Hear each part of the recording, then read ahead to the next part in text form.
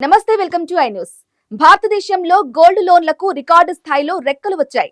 2 క్రితం కేవలం 2% ఉన్న పసిడి రుణాలు ఇప్పుడు reserve bank of India CAGR నివేదికల ప్రకారం దేశంలో దాదాపు 49% పైగా భారీ వృద్ధిని నమోదు చేయడం ఆర్థికవేత్తలలో పెద్ద చర్చకు దారితీసింది. ఒకవైపు గోల్డ్ లోన్స్, మరోవైపు హోమ్ లోన్స్, వెహికల్ లోన్స్ పెరగటం భారత ఆర్థిక వ్యవస్థ యొక్క ప్రస్తుత స్థితిగతులపై భిన్నమైన సంకేతాలను ఇస్తున్నాయని నిపుణులు అభిప్రాయపడుతున్నారు.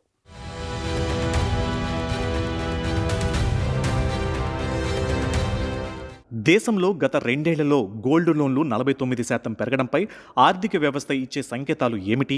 బంగారు రుణాలు ఇంతలా పెరగడం అనేది ఆర్థిక వ్యవస్థలో 2 రకాల భిన్నమైన పరిస్థితులను సూచిస్తుంది. మధ్యతరగతి, అల్పాదాయ వర్గాలతో తక్షణ నగదు కొరతతో పాటు ఆర్థిక ఇబ్బందులు ఉన్నాయని ఇది సూచిస్తుందని నిపుణులు హెచ్చరికలు జారీ చేస్తున్నారు. ఇతర పూచీకత్తు లేని రుణాలు దొరకని సమయంలో అత్యవసర ఖర్చులు లేదా వ్యాపారాల నిర్వహణ కోసం ప్రజలు తమ వద్ద ఉన్న బంగారాన్ని తాకట్టు పెడుతున్నారు.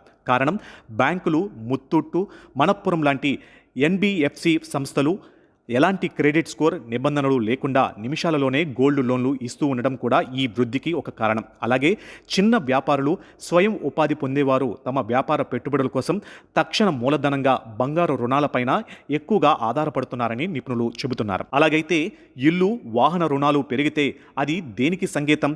గోల్డ్ లోన్లతో పోలిస్తే గృహ రుణాలు, వెహికల్ లోన్లు పెరగడం అనేది ఆర్థిక వ్యవస్థ ఆరోగ్యకరంగా ఉందనడానికి సంకేతం అంటున్నారు ఆర్థిక నిపుణులు.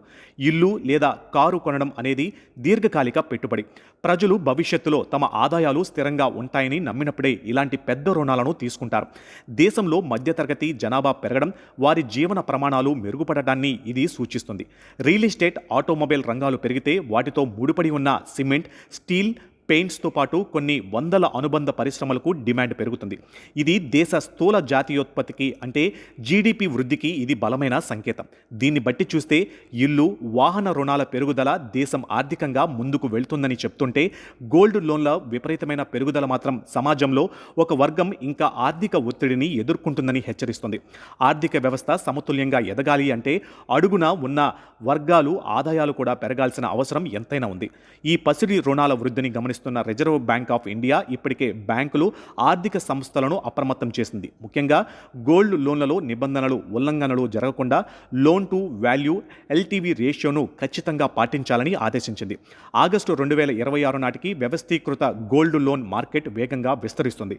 పసిడి ఆభరణాలపై ఇచ్చే రుణాలు ఏకంగా 93% పెరుగుదలతో వ్యక్తిగత రుణ విభాగాలలో అగ్రస్థానంలో నిలిచాయి. ముత్తూట్ ఫైనాన్స్, మనప్పురం ఫైనాన్స్ వంటి సాంప్రదాయ దిగ్గజాలతో పోటీ పడేందుకు Aditya Birla capital, Tata capital, Godrej capital వంటి ప్రధాన కార్పొరేట్ సంస్థలు ఈ విభాగంలోకి వేగంగా ప్రవేశిస్తున్నాయి. ఆల్ టైమ్ గరిష్టాల వద్ద కొనసాగుతున్న బంగారం ధరలు గ్రాముకు ఉండే విలువను గణనీయంగా పెంచాయని రేటింగ్ ఏజెన్సీలు, దేశీయ బ్రోకరేజ్ నిపుణులు చెబుతున్నారు. దీనివల్ల రుణాలు తీసుకునేవారు అదే పరిమాణంలో ఉన్న ఆభరణాలతో ఎక్కువ రుణ మొత్తాన్ని పొందగలుగుతున్నారు. మార్కెట్లో ఒక్కసారిగా గోల్డ్ లోన్లు భారీగా పెరగడం మంచిది కాదని బ్యాంకింగ్, ఆర్థిక విశ్లేషకులు హెచ్చరిస్తున్నారు. గోల్డ్ లోన్ పోర్ట్ఫోలియో విషయంలో జాగ్రత్తగా ఉండాలని ఆర్బీఐ సైతం హెచ్చరికలు జారీ చేసింది. ఈ మార్పు పూర్తిగా బంగారం ధరలపై ఆధారపడి ఉన్నందున పసిడి ధరలలో సుదీర్ఘ క్షీణత లేదా ఆకస్మిక పతనం సంభవిస్తే అది రుణ రక్షణ వ్యవస్థను బలహీనపరుస్తుందని, అలాగే పెద్ద స్థాయిలో డిఫాల్ట్స్ పెరిగే ఛాన్స్ లేకపోలేదని రుణ సంస్థలను ఆర్బీఐ హెచ్చరించింది.